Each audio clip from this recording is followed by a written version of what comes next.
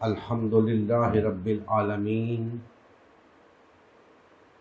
والصلاة والسلام علی سید الانبیاء والمرسلین وعلی آلہ واصحابہ اجمعین، اما بعد فاعوذ باللہ من الشیطان الرجیم، بسم اللہ الرحمن الرحیم۔ قل یا اہل الکتاب تعالوا الی کلمۃ سواء بیننا وبینکم الا نعبد الا اللہ ولا نشرک بہ شیئا ولا یتخذ بعضنا بعضا اربابا من دون اللہ فَإِن تَوَلَّوْا فَقُولُوا اشْهَدُوا بِأَنَّا مُسْلِمُونَ۔ صدق اللہ مولانا العظیم۔ محترم مسلمان بھائیوں، اللہ جل مجدہ کا لطف و کرم ہے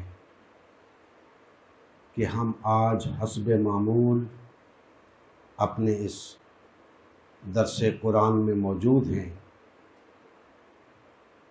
اللہ کی بارگاہ میں التجا ہے کہ اللہ پاک ہم سب کا یہاں آنا، بیٹھنا، بولنا، سننا اپنی بارگاہ میں منظور و مقبول فرمائے۔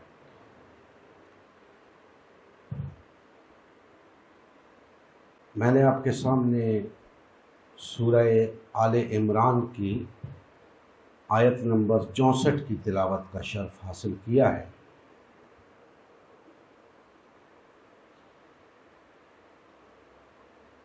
انشاءاللہ اس آیہ مقدسہ کی روشنی میں چند کلمات آپ بھائیوں کے گوش گزار کروں گا۔ اس سے پہلے کہ میں آگے بڑھوں،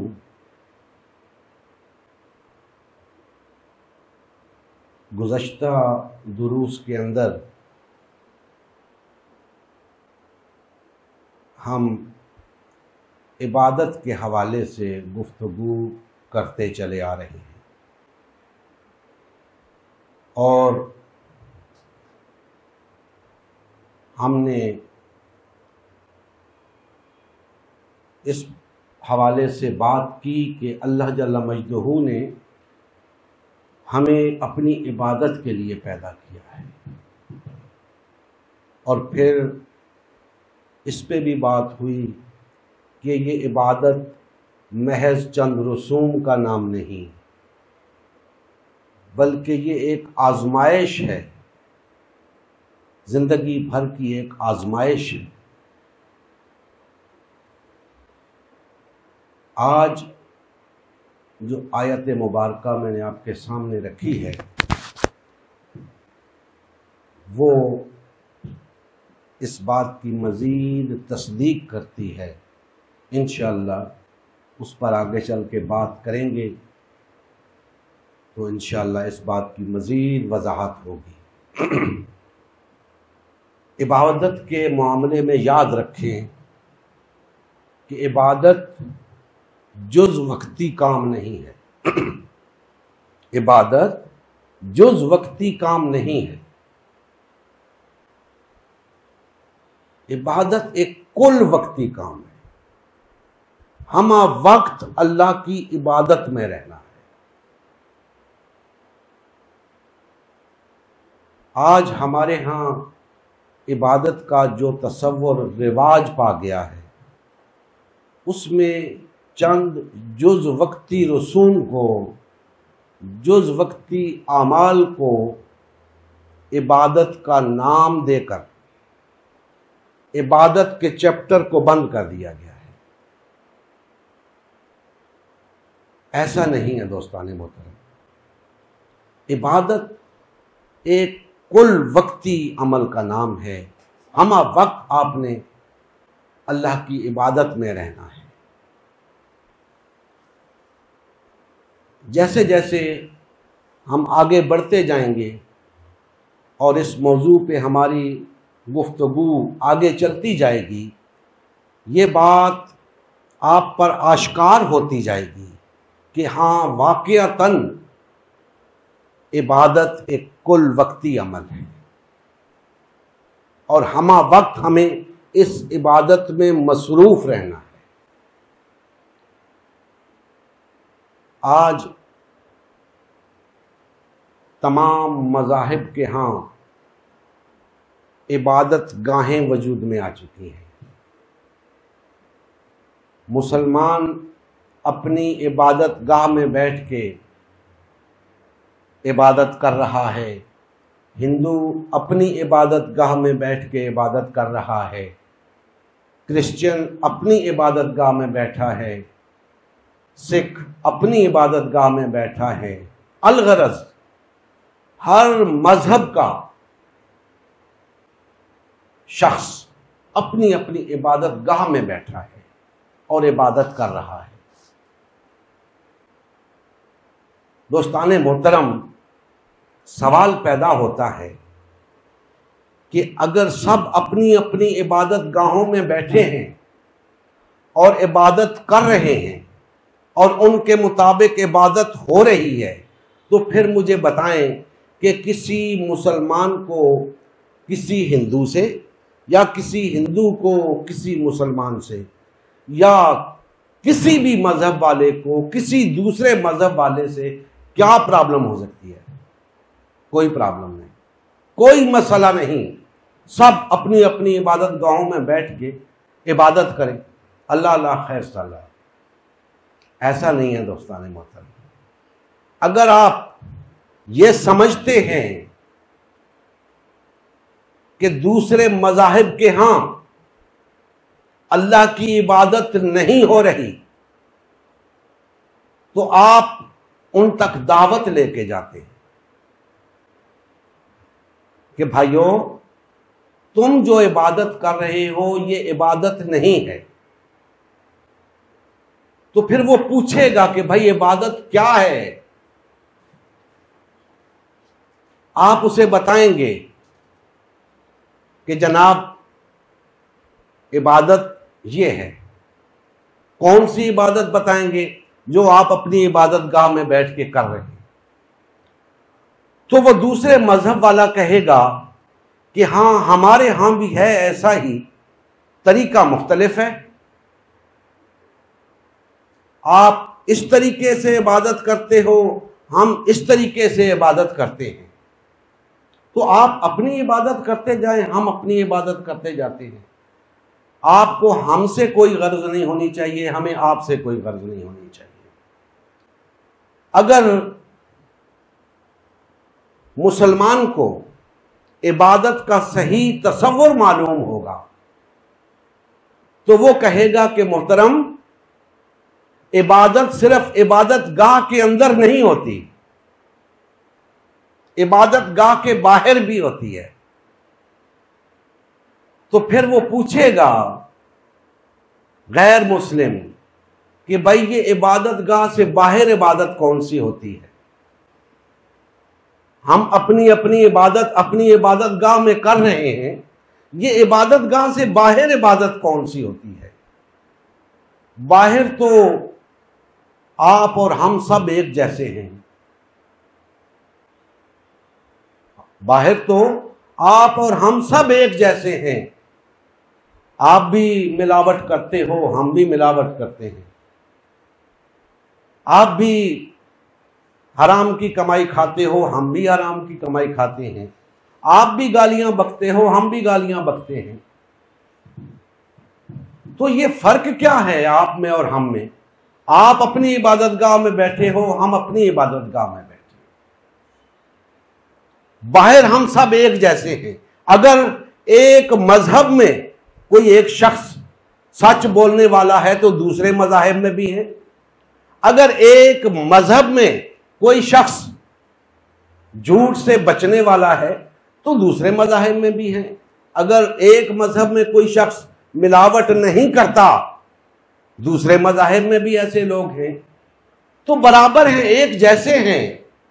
فرق کیا ہے؟ کس بات کی دعوت لے کر گئے ہیں آپ اس کے پاس؟ کس بات کی دعوت لے کر جائیں گے؟ ظاہر ہے کہ کوئی ایسی بات ہے جو دیگر مذاہب کے ہاں عبادت تصور نہیں ہوتی اور مسلمانوں کے ہاں عبادت تصور ہوتی ہے۔ اور وہ عبادت کیا ہے جسے میں نے ابھی عرض کیا کہ وہ عبادت کل وقتی عبادت ہے، جز وقتی نہیں۔ ہمہ وقت عبادت میں مصروف رہنا ہے۔ یہ ہمہ وقت کی عبادت کیا ہے، اسی پہ ہم گفتگو کر رہے ہیں۔ اسی کے لیے اللہ جل مجدہ نے ہمیں پیدا کیا ہے، اسی عبادت کو زندگی بھر کی آزمائش قرار دیا ہے۔ تو دوستان محترم، اس عبادت کے تصور کو سمجھنے کی ضرورت ہے جو عبادت گاہ سے باہر ہے۔ اس تصور کو سمجھنے کی ضرورت ہے۔ وہی چیز ہمیں دیگر مذاہب سے ممتاز کرتی ہے، وہی چیز منفرد ہے، اور وہی چیز اسلام کے سوا دیگر مذاہب میں نہیں پائی جاتی۔ اس تصور کو دوستان محترم ہم نے سمجھنا ہے اور اس کو اپنانا ہے، اور اسی کے لیے ہم نے امت مسلمہ کی تشکیل نو کا آغاز کیا ہے۔ امت مسلمہ کی تشکیل نو کا مطلب اس جماعت کو بحال، فعال اور منظم کرنا ہے جس کی تشکیل نبی کریم صلی اللہ علیہ وآلہ وسلم نے فرمائی تھی۔ جب تک وہ جماعت بحال نہیں ہوتی، صحیح تصور عبادت کے مطابق اللہ کی عبادت نہیں ہو سکتی۔ کیوں؟ اس لیے کہ اس جماعت کی بحالی اور فعالی ہی عبادت گاہ سے باہر والی عبادت کو آشکار کرے گی، اس ہمہ وقتی عبادت کو آشکار کرے گی۔ اس ایک جماعت کی تشکیل نو، اسی لیے ہم تمام کلمہ گو بھائیوں کو، تمام مسلمان بھائیوں کو اس طرف متوجہ کر رہے ہیں کہ بھائیوں، اگر اللہ کی عبادت کرنا چاہتے ہو تو یہ الگ الگ رہ کر نہیں ہو سکتی۔ یہ اس تصور عبادت کے خلاف ہے۔ اس تصور عبادت کی روح سے ہمیں ایک جماعت بننا ہے، وحدت اختیار کرنی ہے، بھائی بھائی بننا ہے، ایک دوسرے سے محبت کرنی ہے، تب اس تصور عبادت کے مطابق اللہ کی عبادت ہوگی۔ لہذا دوستان محترم، ہم اس تصور عبادت کو اجاگر کرتے جا رہے ہیں اپنے ان دروس کے ذریعے۔ آج جس آیت مبارکہ کا میں نے انتخاب کیا ہے، اللہ جل مجدہ نے فرمایا کہ اے میرے نبی صلی اللہ علیہ وآلہ وسلم، ان اہل کتاب سے فرما دیجئے، اہل کتاب سے فرما دیجئے کہ آؤ اس ایک بات کی طرف جو تم میں اور ہم میں یکساں ہے، یعنی اہل کتاب میں اور مسلمانوں میں ایک جیسی ہے، مسلمہ ہے، تسلیم شدہ ہے۔ آؤ اس بات کی طرف، اور وہ کیا کہ ہم اللہ کے سوا کسی کی عبادت نہ کریں۔ یہ تمام اہل کتاب اور مسلمانوں کے ہاں یہ بات تسلیم شدہ ہے۔ تو اللہ کے رسول صلی اللہ علیہ وآلہ وسلم نے فرمایا کہ آؤ اس بات کی طرف جو تمہارے ہاں بھی وہی ہے، ہمارے ہاں بھی وہی ہے۔ دوستان محترم، آگے بڑھنے سے پہلے یہاں میں ایک بات واضح کرتا چلوں کہ ہمارے ہاں آج مسلمانوں کے اندر اتنے اختلافات رونما ہو چکی ہیں کہ کوئی یکساں بات ملتی ہی نہیں، کوئی ایسی بات ملتی ہی نہیں جو سب کے ہاں مسلمہ ہو۔ کہنے کی حد تک ہے، عملاً نہیں ہے۔ کہنے کی حد تک تو یہاں بھی ہے اہل کتاب اور مسلمانوں کے درمیان۔ اللہ نے فرما دیا کہ اے نبی ان سے کہہ دیجئے کہ اے اہل کتاب، جو بات تمہارے ہاں اور ہمارے ہاں مصدقہ ہے، مسلمہ ہے، اور اس کی طرف کہ ہم اللہ کے سوا کسی کی عبادت نہ کریں اور اس کے ساتھ کسی چیز کو شریک نہ کریں، اور اپنے میں سے بعض لوگوں کو رب نہ بنائیں۔ تین چیزیں فرمائیں، اور تینوں چیزیں مسلمانوں کے ہاں اور اہل کتاب کے ہاں مصدقہ ہیں کہ اللہ کے سوا کسی کی عبادت نہ کریں، کسی شے کو اللہ کے ساتھ شریک نہ کریں، اور اپنے میں سے بعض لوگوں کو رب نہ بنائیں۔ فرمایا اگر یہ مان لیں تو ٹھیک، اگر یہ نہ مانیں تو ان سے کہہ دو کہ تم گواہ ہو جاؤ، ہم تو مسلم ہیں، ہم تو صرف اللہ کی عبادت کرنے والے ہیں، ہم اس کے ساتھ کسی کو شریک نہیں ٹھہراتے، ہم اپنے میں سے بعض لوگوں کو رب نہیں بناتے۔ دوستان محترم، یہ تین چیزیں اللہ جل مجدہ نے گنوائیں۔ بات ایک ہی تھی، بات ایک ہی تھی، لیکن تین باتیں کہہ کر اس کو بیان کیا۔ پہلے فرمایا کہ ہم اللہ کے سوا کسی کی عبادت نہ کریں، تو کیا بات یہاں ختم نہیں ہو جاتی کہ اللہ کے سوا کسی کی عبادت نہ کریں؟ لیکن نہیں، اللہ جل مجدہ سے بڑھ کر حکیم اور دانا ذات نہیں ہو سکتی۔ اللہ جل مجدہ کو علم تھا کہ لوگ اس میں سے بھی راستہ نکالیں گے، کہ اگر ان کو اتنا کہہ دیا گیا کہ کہو اور تسلیم کرو کہ اللہ کے سوا کسی کی عبادت نہیں کریں گے، تو اس میں سے بھی راستہ نکال لیں گے۔ تو پھر اس کے ساتھ مزید بات فرمائی کہ پھر اس عبادت میں کسی کو شریک بھی نہ کریں۔ ہو سکتا ہے بعض لوگ یہ کہیں کہ ہم اللہ پر ایمان رکھتے ہیں، ہم مسلمان ہیں، ہم نماز پڑھتے ہیں، ہم کیسے شرک کر سکتے ہیں؟ اللہ جل مجدہ فرما رہے ہیں کہ اس دعوے کے باوجود تم اللہ کی عبادت میں شرک کر سکتے ہو، لہذا اقرار کرو کہ شرک نہیں کریں گے۔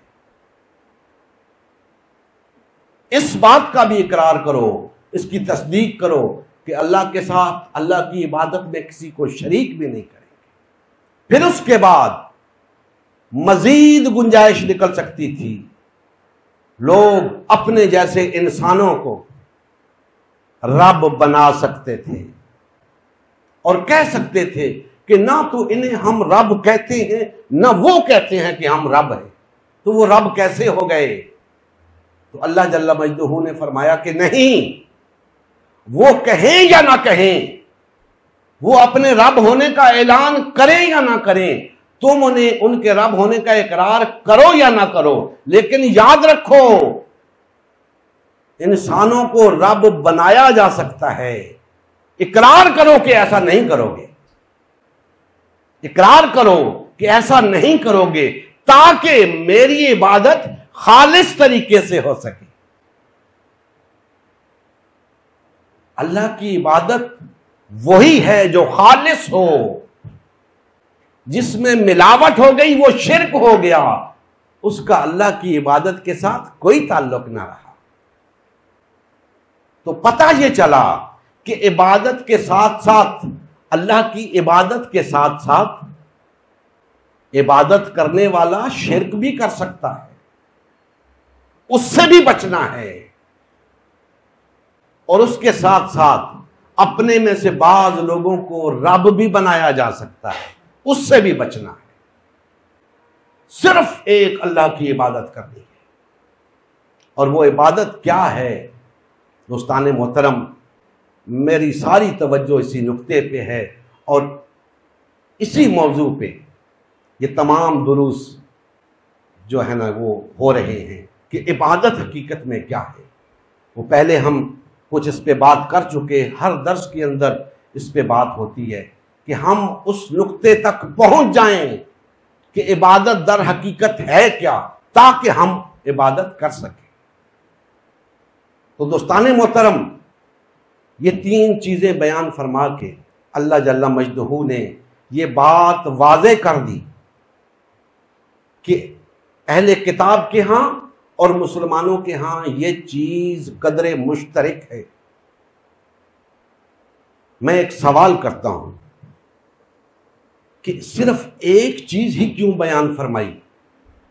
وہ بھی اہل کتاب تھے، اللہ کے دین کے پیروکار تھے، اللہ کے نبی کی امت تھے،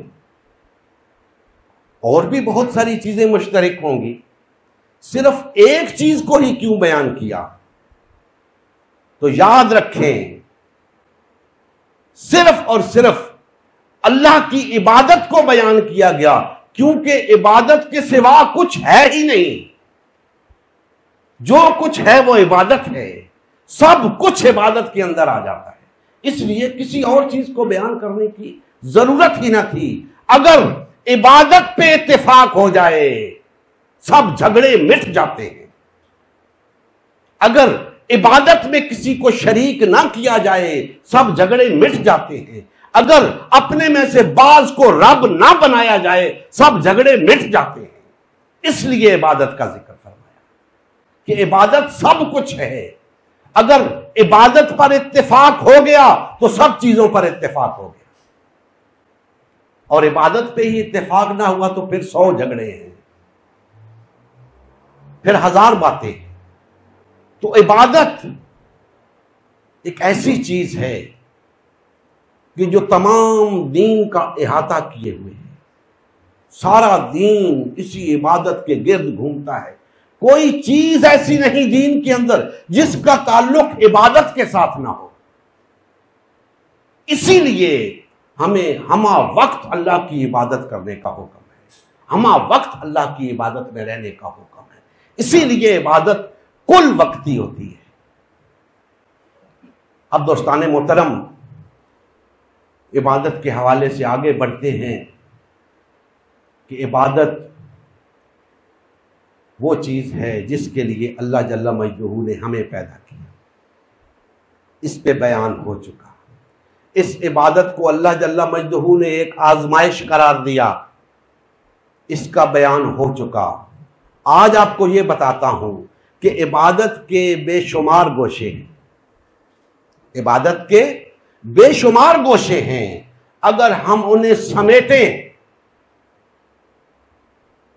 تو 2 پہلو ہمارے سامنے آئیں گے۔ عبادت کے تمام پہلوؤں کو، تمام گوشوں کو اگر ہم سمیٹیں تو 2 پہلو ہمارے سامنے آئیں گے۔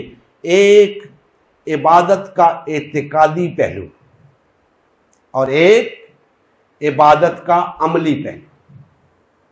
2 پہلو ہمارے سامنے ہیں، اور یہ ایسے پہلو ہیں دونوں کہ ان دونوں کا چولی دامن کا ساتھ ہے۔ اعتقادی پہلو اور عملی پہلو در حقیقت دونوں ایک ہیں، لیکن ایک کا تعلق باطن سے ہے، ایک کا تعلق ظاہر سے ہے۔ جو اعتقادی پہلو ہے، عملی پہلو بتائے گا کہ اعتقادی پہلو کس قسم کا ہے، عمل بتائے گا۔ اور دوستان محترم، جب اس اعتقادی پہلو اور عملی پہلو کو ہم قرآن مجید کی روشنی میں دیکھیں گے تو قرآن اسے اعتقادی پہلو کو ایمان قرار دیتا ہے اور عملی پہلو کو عمل صالح قرار دیتا ہے۔ اعتقادی پہلو کو ایمان قرار دیتا ہے قرآن، اور عملی پہلو کو عمل صالح قرار دیتا ہے۔ اب پتہ یہ چلا کہ عبادت